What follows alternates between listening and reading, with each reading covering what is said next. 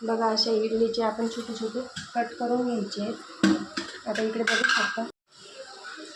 आता ऑइल टाकायचे 1 ते 1.5 चम्मच, कढीपत्ता,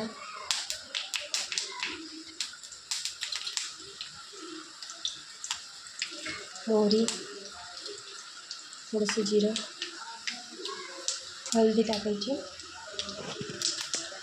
थोडंसं लाल तिखट टाकायचं। लहान मुलं खातात म्हणून थोडंसंच टाकायचं, जास्त तिखट नाही व्हायला पाहिजे।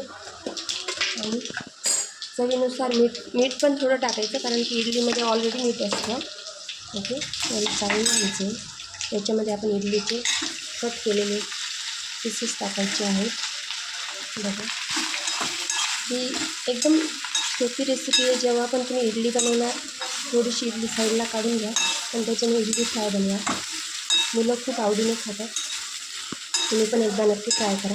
बघा, एकदम छान अशी टेस्टी लागते। याच्यावर आपण थोडंसं निंबूचा रस पण टाकू शकतो। थोडंसं निंबूचा रस, थोडीशी खूप छान लागेल। आणि चला कोथिंबीर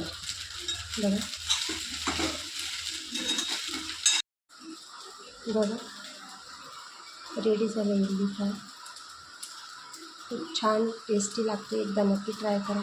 थँक्यू। व्हिडिओ आवडल्यास लाईक करा, शेअर करा, सबस्क्राईब करा आणि कमेंट करा।